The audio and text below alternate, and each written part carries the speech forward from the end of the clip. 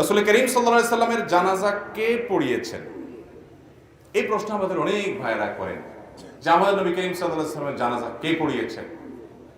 মনে হয় যে খুব জটিল প্রশ্ন করে ফেলেছেন। ভাই, নবী করিম সাল্লাল্লাহু আলাইহি সাল্লামের জানাজার কোনো জামাত হয় নাই, এজন্য কে পড়িয়েছেন এই প্রশ্ন অবান্তর।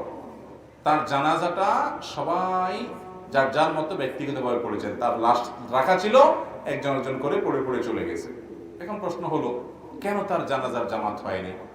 কেন ইমামতি করে সবাই মিলে পড়েন নাই? এর অনেক কারণ থাকতে পারে। মুহাদ্দিসিন ইকরাম, মুহাক্কিক উলামা ইকরাম বিভিন্ন রকমের তাদের গবেষণার ফল তারা প্রকাশ করেছেন তখনকার বিভিন্ন প্রেক্ষাপট, বিভিন্ন বর্ণনার আলোকে। তার মধ্যে একটা হলো নবী করিম সাল্লাল্লাহু আলাইহি সাল্লামের যে শ্রেষ্ঠত্ব, তার যে বড়ত্ব, তিনি যতদিন বেঁচে ছিলেন কোনোদিন তার সামনে কেউ ইমামতি করেনি।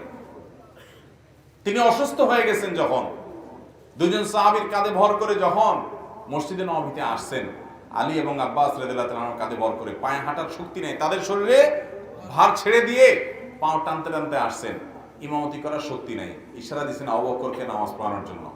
আবু বকর রাদিয়াল্লাহু তাআলা নামাজ পড়াতে পারেন না, যে নবীর সামনে কিভাবে ইমামতি করবে। আমাদের আয়েশা রাদিয়াল্লাহু তাআলা সুপারিশ করছেন, ইয়া রাসূলুল্লাহ, আমার বাপ নরম মনের মানুষ, আপনার সামনে ইমামতি করতে পারবে না, আপনাকে এত শ্রদ্ধা করে।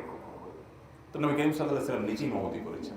তার জীবদ্দশায় কেউ ইমামতি করেন নাই তার সামনে, এজন্য তার লাশের ইমামতি করার হিম্মত কেউ করেন নাই। সাহাবা একরাম সিঙ্গেল সিঙ্গেল পড়েছেন। আর অনেক কারণ আছে নবী সাল্লাল্লাহু আলাইহি ওয়াসাল্লামের বড়ত্বের কারণে, যে তার সামনে জানাজা দিয়ে সবাই আপনার নামাজ পড়বে, ইমামতি করবে কেউ, এই সাহস কারোর হয় নাই তার বড়ত্বের কারণে। কিন্তু আলাদা আলাদা নামাজ হয়েছে। কিন্তু এটা ঠিক ঐতিহাসিকভাবে সুপ্রমাণিত যে নবী করিম সাল্লাল্লাহু আলাইহি ওয়াসাল্লামের জানাজার জামাত হয় নাই। অনেকে বলে ওনার জানাজা হয় নাই, এটা ভুল। জানাজা হয়েছে, কিন্তু জানাজা হয়েছে সিঙ্গেল সিঙ্গেল। কথা কি বুঝাতে পারছি?